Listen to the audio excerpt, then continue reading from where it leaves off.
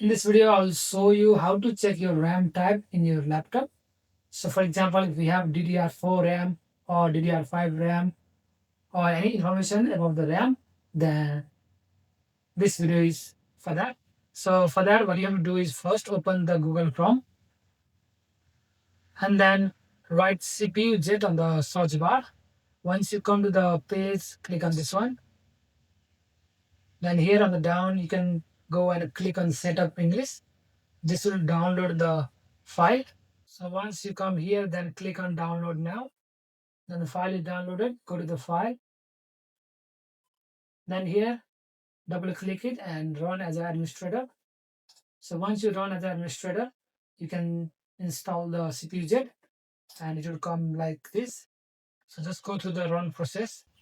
So now the app is launched. In here, you can see a lot of information about your system. So obviously we are going for memory. So go to the memory and here we can see it's DDR5, LP DDR5 and the RAM size is 16 GB.